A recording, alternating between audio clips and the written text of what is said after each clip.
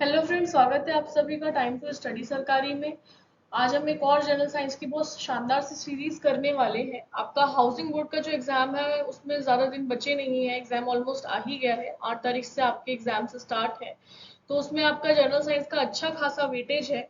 साथ ही आपके सिलेबस में एक टॉपिक दे रखा था जहाँ पर ये दे रखा था कि इंडिया में कौन कौन सी रिसर्च लैब पाई जाती है और CSIR के अंडर कौन कौन सी लैब्स आती है। तो उसका एक सेपरेट वीडियो मैंने बना दिया है। वो वीडियो आपको मेरे चैनल पे मिल जाएगा। आप मेरे टेलीग्राम चैनल को ज्वाइन कर सकते हैं, वहां पर भी आपको वो वीडियो मिल जाएगा और साथ ही उस वीडियो का जितने भी हमने क्वेश्चंस करे हैं उसका PDF भी मिल जाएगा। और ऊपर आई बटन पे क्लिक करने पर भी आपको वो वीडियो अवेलेबल हो जाएगा।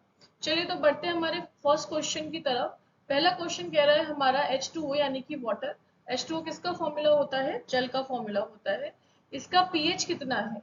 तो जो H2O है, ये जो वाटर है, उसका pH कितना होता है? 7 होता है। अब बात करते हैं कि pH होता क्या है। देखो, pH का जो पैमाना है उसका जो आविष्कार है वो किसने किया? सोरेनसन ने किया। ठीक है। तो pH ये आप देख पा रहे हो, ऐसा नीचे एक pH स्केल होता है ना। तो इसकी जो रीडिंग होती है वो 0 से लेकर के 14 तक होती है। तो 0 1 2 3 4 5 6 6.9 तक अगर आपका pH आता है, दैट मीन्स कि वो जो सोल्यूशन है, वो जो विलियन है, वो कैसा है? आपका एसिडिक है यानी कि अम्लीय है।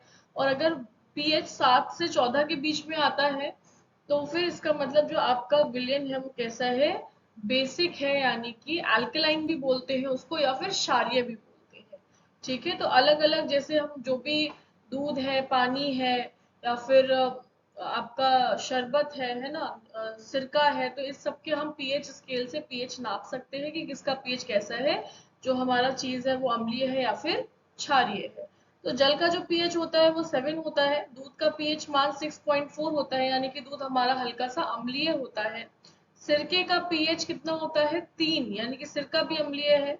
मानव रक्त का पीएच, ये कई बार एग्जाम में क्वेश्चन पूछा जाता है, तो मानव रक्त रक्त का जो पीएच होता है वो 7.4 होता है। और नींबू का रस जो होता है ये भी अम्लीय होता है, तो इसका पीएच कितना होता है? 2.4। तो ये सारे के सारे क्वेश्चन थे जो कि इससे बनते हैं। अब बढ़ते हैं अगले क्वेश्चन की ओर। अगला क्वेश्चन कह रहा है कि निम्नलिखित में से कौन सी गैस उपचयन प्रक्रिया में कम हो जाती है? देखिए, अगर हम रिएक्शंस की बात करें, अभिक्रियाएं की बात करें, तो अभिक्रिया में दो होता है, दो चीजें होती है। एक होता है आपका ऑक्सीकरण, जिसको हम ऑक्सीडेशन भी बोलते हैं, और दूसरा होता है हमारा अपचयन। ऑक्सीकरण में क्या होता है कि कोई भी अभिक्रिया है, जैसे कि कार्बन है, उसमें अगर ऑक्सीजन जुड़ रहा है तो ऐसी अभिक्रिया को बोलेंगे हम ऑक्सीकरण अभिक्रिया। तो अगर ऑक्सीजन जुड़ रहा है तो ऑक्सीकरण या ऑक्सीडेशन। और अगर हाइड्रोजन अलग हो रहा है, जैसे H2O है, H2O को आप तोड़ोगे तो क्या होगा? हाइड्रोजन अलग हो जाएगा और ऑक्सीजन अलग हो जाएगा। ठीक है।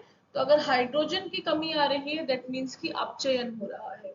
तो इस प्रश्न का सही उत्तर क्या हो जाएगा? हमारा हाइड्रोजन। अगर ऑक्सीजन जुड़ रहा है किसी अभिक्रिया में तो उसको हम बोलते हैं ऑक्सीकरण या ऑक्सीडेशन। और अगर हाइड्रोजन अलग हो रहा है, ठीक है, तो उसको हम बोलेंगे अपचयन, या इंग्लिश में बोलते हैं इसको रिडक्शन। ठीक है।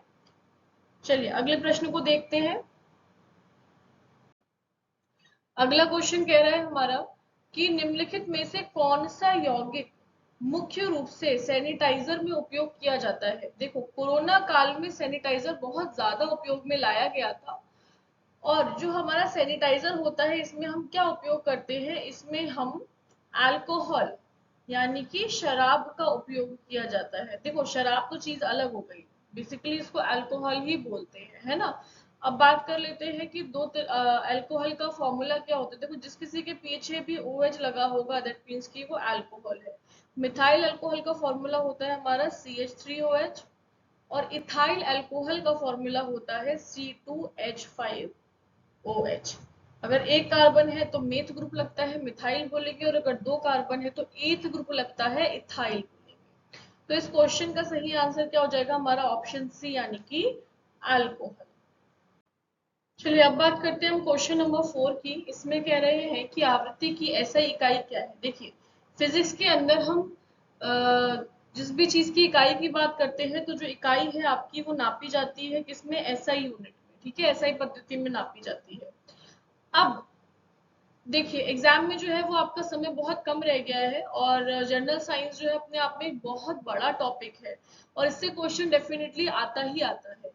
तो हम कोशिश कर रहे हैं कि आपके ज्यादा से ज्यादा क्वेश्चन एग्जाम से पहले कवर करा दिए जाएं। जितने भी क्वेश्चंस मैं यहाँ लेकर के आती हूँ, ये सारे आपके प्रीवियस ईयर क्वेश्चन पेपर के क्वेश्चंस है कहीं ना कहीं, या उन टॉपिक से संबंधित जो मतलब पिछले एग्जाम्स में आ चुके हैं, उन टॉपिक से संबंधित मैंने और भी क्वेश्चंस यहाँ पे ऐड ऑन किए हैं।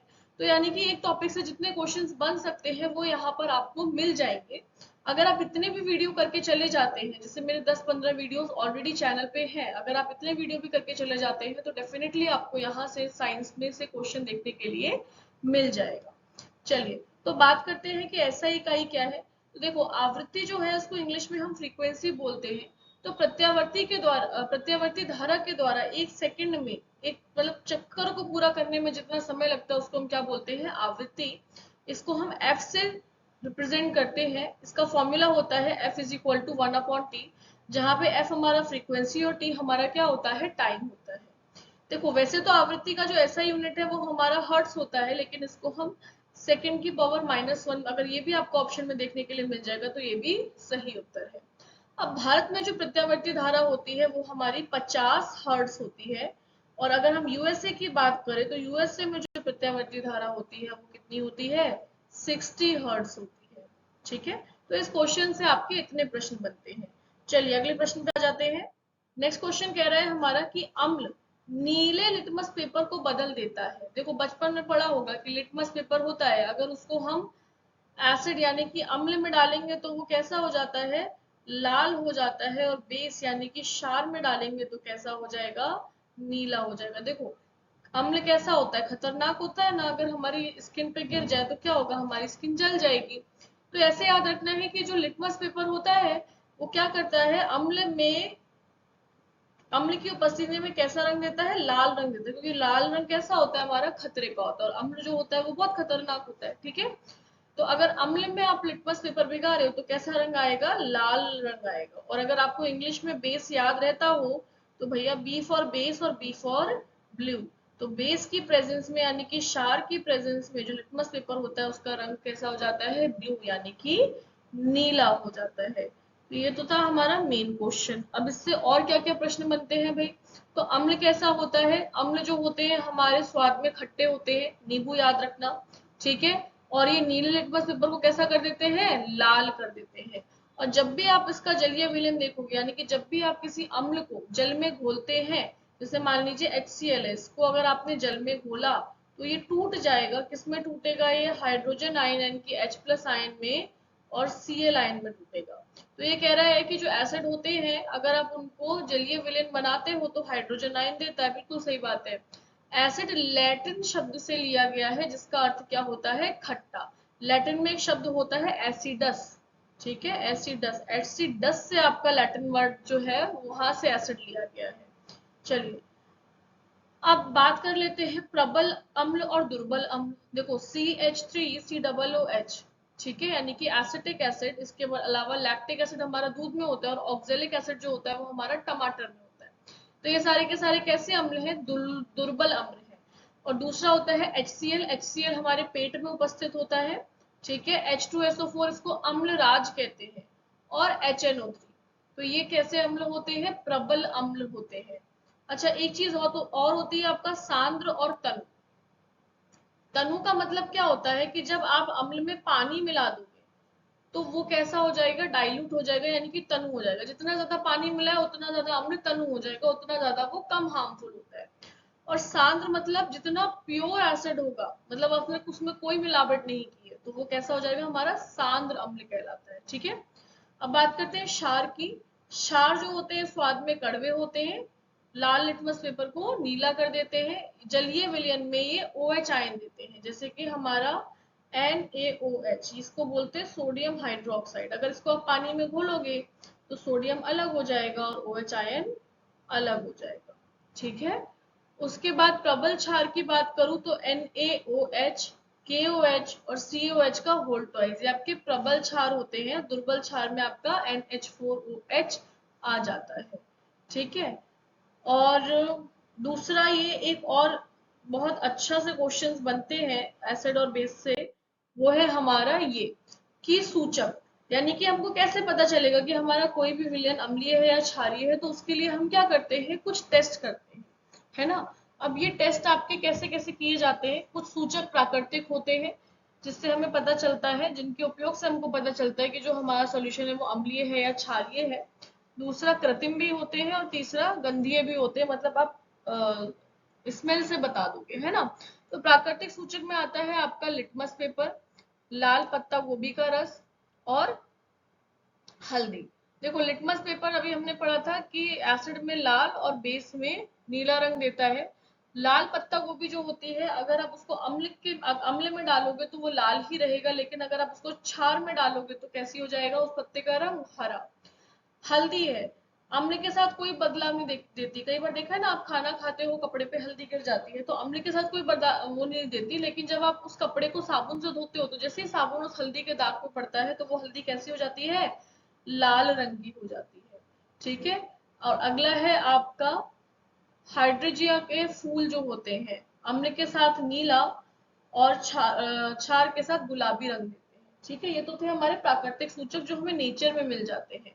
नेक्स्ट बात करते हैं हम कृत्रिम सूचक के बारे में, जैसे कि आपका फिनोफ्थिलीन और मिथाइल ऑरेंज। फिनोफ्थिलीन जो होता है ये अम्ल के साथ कैसा हो जाता है, रंगहीन हो जाएगा। ठीक है। और क्षार के साथ ये गुलाबी रंग का दिखता है। और जो मिथाइल ऑरेंज है ये अम्ल के साथ लाल और आपके क्षार के साथ ये पीले रंग का दिखाई देता है। ठीक है। लास्ट है हमारा गंधीय सूचक, यानी कि स्मेल बदल जाएगी। प्याज का रस है, अगर आप उसको प्याज के रस को एसिड में डालोगे तो एकदम बहुत तेज सी गंध आएगी, लेकिन क्षार के साथ वो कोई भी गंध नहीं देता।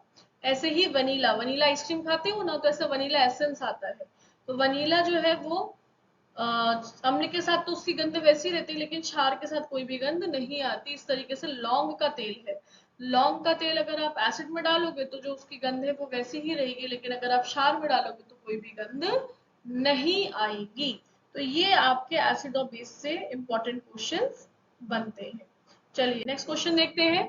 नेक्स्ट क्वेश्चन कह रहा है कि इनमें से कौन सा एंजाइम है जो कि ह्यूमंस के पेट में उपस्थित नहीं होता है। तो कौन सा नहीं होता, अगर मैं ह्यूमंस के स्टमक की बात करूं, पेट की बात करूं, तो हमारे पेट में HCl उपस्थित होता है, जिसको हम बोलते हैं हाइड्रोक्लोरिक एसिड। ठीक है। ये हाइड्रोक्लोरिक एसिड क्या करता है, हमारा जो पेट होता है, अमाशय होता है, उसके माध्यम को अम्लीय बना देता है। और हमारे पेट के चारों तरफ एक लेयर होती है, ये लेयर जो होती है वो किसकी होती है, ये म्यूकस की बनी लेयर होती है। ये हमारे पेट को अम्ल से होने वाले नुकसान से बचाती है। जैसे अगर मैं अपने हाथ के ऊपर एसिड डाल दूं तो मेरा हाथ जल जाएगा, है ना। और यहाँ तो मैं कह रही हूँ कि तुम्हारे पेट के अंदर एसिड है, तो पेट तो अंदर से कितना ज्यादा सेंसिटिव होगा ना। तो इसीलिए क्या होता है, हमारा जो पेट होता है उसमें चारों तरफ ये म्यूकस की एक लेयर पाई जाती है, जो कि हमारे पेट को, अमाशय को क्या करती है, अम्ल से बचाती है। और हमारे अमाशय में दो एंजाइम होते हैं, एक का नाम होता है पेप्सिन और जो दूसरा है उसका नाम होता है हमारा रेनिन। ठीक है। जो पेप्सिन होता है, जो पेप्सिन होता है ये क्या करता है, प्रोटीन को तोड़ने में मदद करता है। और जो रेनिन होता है ये दूध में उपस्थित एक प्रोटीन होती है केसीन, उस केसीन प्रोटीन को पैराकेसीन में बदलने में मदद करता है। तो यानी कि ये क्वेश्चन कह रहा है कि क्या नहीं है। देखो पेप्सिन हमारे उसमें उपस्थित होता है, हमारे अमाशय में हाइड्रोक्लोरिक एसिड भी होता है और म्यूकस भी होता है। ठीक है, म्यूकस भी होता है। इसका हिंदी थोड़ा सा सही नहीं है तो इसको नहीं देखेंगे, हम म्यूकस बोलते हैं उसको। ठीक है। लेकिन जो ट्रिप्सिन है, ये ट्रिप्सिन हमारी छोटी आंत में होता है और इसको हमारा अग्नाशय स्रावित करता है। ठीक है। तो इसका क्वेश्चन का सही उत्तर क्या हो जाएगा, हमारा ट्रिप्सिन हो जाएगा। नेक्स्ट क्वेश्चन देखते हैं कि तरंग दैर्घ्य की इकाई क्या है। देखो जो तरंग दैर्घ्य है इसकी इकाई होती है मीटर। अब तरंग दैर्घ्य होता क्या है, ये आप यहाँ पे दोलन देख रहे होगे। तो क्या होता है, एक दोलन में तय की गई दूरी को तरंग दैर्घ्य कहते हैं। यानी कि अगर मैं सी पॉइंट की बात करूं तो यहाँ से लेकर के यहाँ तक की दूरी को हम क्या बोलेंगे, एक तरंग दैर्घ्य बोलेंगे। और इसको हम इस निशान से दर्शाते हैं, इसको हम बोलते हैं लैम्डा। ठीक है। दूसरी चीज आती है आपका तरंग वेग। तो ध्वनि के द्वारा एकांक समय में तय की गई दूरी, मतलब उसको यहाँ से यहाँ तक जाने में जितना समय लगा है उसको हम क्या बोलेंगे, तरंग वेग। और एक दोलन में लगा समय, यानी कि यहाँ से यहाँ तक एक दोलन आपका होता है, तो एक दोलन में लगा समय जो होता है उसको हम बोलते हैं आवर्तकाल। और आवृत्ति क्या होता है, एकांक समय में तय की गई दूरी को हम क्या कहते हैं, मतलब एक समय में कितने दोलन किए गए हैं उसको हम बोलेंगे आवृत्ति। तो इसमें संबंध क्या होता है कि ये फॉर्मूला आप देख पा रहे हो कि जो तरंग वेग होता है v,